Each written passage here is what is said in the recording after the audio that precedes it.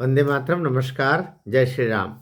इस एपिसोड में, इस वीडियो में, मनहर की गपशप में इस बार हम बात कर रहे हैं दो नेताओं की। उनका आगमन, उनका शीर्ष क्रम और उनका ढलान या पतन जिसको कहते हैं, वो दूसरों के लिए भी प्रेरणा है कि ऐसा होता है, इस तरह करने से ऐसा होता है। हम पहले बात कर रहे हैं शत्रुघ्न सिन्हा की। खामोश, वो एक समय सितारे रहे हैं और फिल्म इंडस्ट्री का बहुत बड़ा नाम, एक एरा, एक युग जिया है शत्रुघ्न सिन्हा ने। इसमें कोई दो मत नहीं। अमिताभ बच्चन का एक अपना ओरा, एरा दोनों रहे, तो इनका भी अपना ओरा और एरा दोनों रहे हैं। अपने क्षेत्र के वे बिहारी बाबू के रूप में फिल्म इंडस्ट्री में जिस तरह मिथुन चक्रवर्ती के लिए कहा जाता है बंगाली मोशाय, बंगाली बाबू, इस तरीके से बिहारी बाबू के रूप में शत्रुघ्न सिन्हा का नाम रहा है। वो बड़ा बड़ा चेहरा रहा है। लेकिन राजनीति में आने का मन फिल्म अभिनेताओं का होता ही रहा है। अमिताभ बच्चन भी आए और ठोकर खा के गए।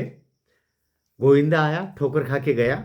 मिथुन चक्रवर्ती अभी आ रहे हैं, अभी ठीक से आ भी नहीं पाए हैं। लेकिन शत्रुघ्न सिन्हा तो बहुत दमदारी से 1980 में आए, ढोल धमाके के साथ में वो आए। और वो समय था जब भारतीय जनता पार्टी, जनता पार्टी के टूटन के बाद में जो पूरा रूपांतरित होकर के जो कभी जनसंघ हुआ करता था, अर्थात अटल जी, अडवाणी जी की भारतीय जनता पार्टी में वे सम्मिलित हुए और 1980 में वे उसके पार्टी के मेंबर बने। 1996 से लेकर 2002 तक राज्यसभा सदस्य रहे। 2002 से 2008 के बीच में भी वो राज्यसभाई सदस्य रहे, अर्थात 1996 से 2008 तक लगभग 12 साल वे राज्यसभा में रहे। और इसी दौरान वे 2002 से 8 के बीच में परिवार कल्याण मंत्री भी, स्वास्थ्य अर्थात चिकित्सा मंत्री रहे। 2003-4 के बीच में वो जहाज रानी मंत्री भी रहे। फिर 2009 से 14 के बीच लोकसभा सदस्य रहे। 14 से 19 तक भी लोकसभा सदस्य रहे। अर्थात वे इनके कार्यकाल में, मोदी के कार्यकाल में मंत्री पद का आनंद नहीं उठा पाए। बस यहीं से पेट दर्द शुरू होता। यहीं से शत्रुघ्न सिन्हा ने गलती कर दी।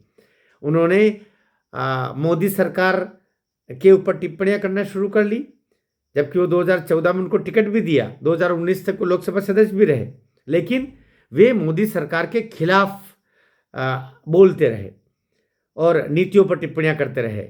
मोदी को परोक्षतः उनके, मोदी और अमित शाह के नेतृत्व पर टिप्पणियां अप्रत्यक्षतः करते रहे। तो होना यह था कि धीरे धीरे जनता की निगाह में भी वो गिरते गए। समझ में आ गया कि केवल इनको मंत्री पद नहीं मिल रहा है तो इनके पेट में मरोड़ आ रही है, तकलीफ हो रही है।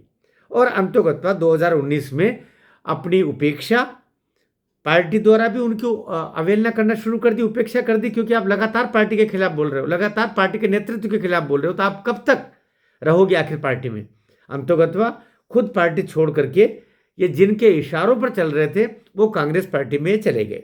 कांग्रेस में रहे। कांग्रेस में कोई कितने दिन रह सकता है, क्योंकि कांग्रेस वालों को पता है जो अपनों का नहीं हुआ वो हमारा कब होगा। वहाँ से फिर ये भाग करके टीएमसी में चले गए और टीएमसी में 2022 का जो उपचुनाव था आसनसोल से, वहाँ पर ये लोकसभा में गए और 2024 में फिर से टिकट दे दिया, अभी लोकसभा सदस्य। लेकिन होना और न होना बराबर है। राजनीति का पराभव है ये। राजनीति का उनका ऐसा समय जब वे कहीं के नहीं रहे, मान के चलिएगा 2024 के बाद में भी। और इधर चूंकि जैसे परिवेश में आप रहते हो उस परिवेश के अनुकूल आपके इर्द गिर्द वातावरण बनता चलता है। जब आप भारतीय जनता पार्टी में हुआ करते थे तो आपके घर का नाम था रामायण, आप नहीं रखा होगा। बच्चों का नाम लव कुश रखा, लेकिन आपकी विचारधारा बदली और आप कांग्रेस फिर टीएमसी की तरफ गए, तो परिणाम ये हुआ कि धर्मनिरपेक्षता का जो झूठा पुलिंदा आपने ओढ़ा, उसका परिणाम हुआ कि लड़की हो करके और जिहादियों के पास में चली गई। वो अलग एक एपिसोड है, उस पर बारे में अभी नहीं कर रहे हैं हम। वातावरण पे रहे और फिर वो क्या हुआ क्या नहीं हुआ अभी भोग रहे हैं वहाँ से वहाँ तक। और अब इतना सा चेहरा करके पूरा जैसे सब कुछ हार गया हो आदमी जीवन से, इस तरीके का शत्रुघ्न सिन्हा का अभी रूप लोग देख रहे हैं। एक हारा हुआ जुआरी की तरह वो राजनीति में भी है, जीवन में भी है, किसी काम का नहीं है।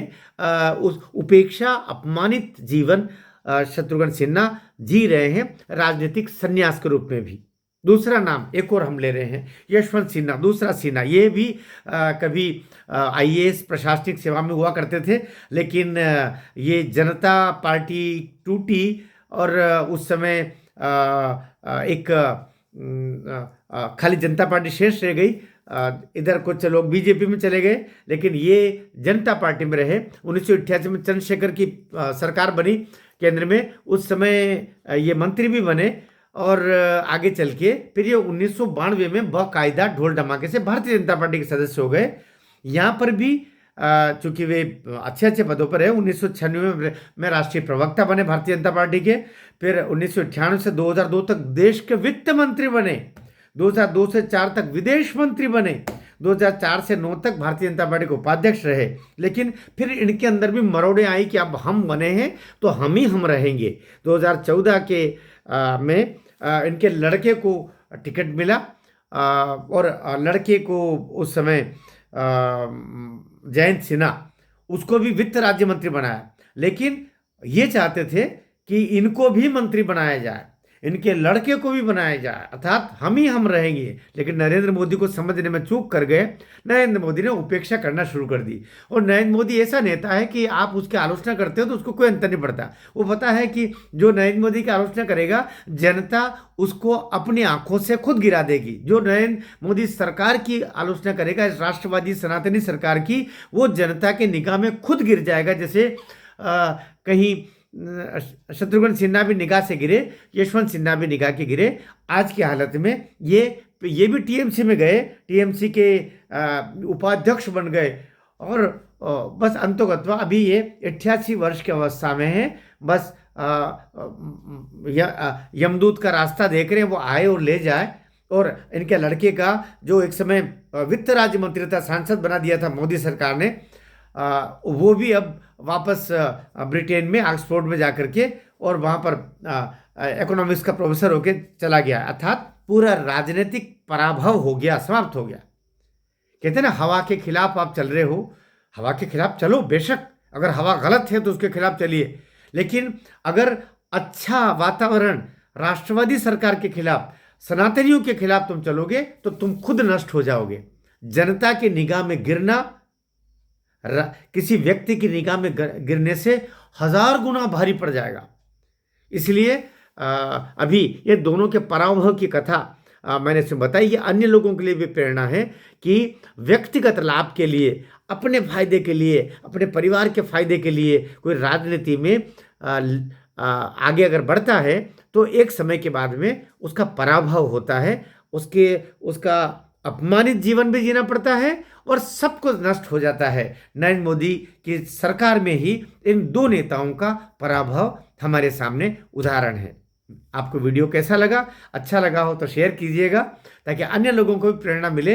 राजनीति में जा रहे हो तो बहुत ज़्यादा परिवारवादी, बहुत ज़्यादा मुझे क्या मिल रहा है, केवल यही मत सोचते रहना, वरना बर्बाद हो जाओगे। भारत माता की जय।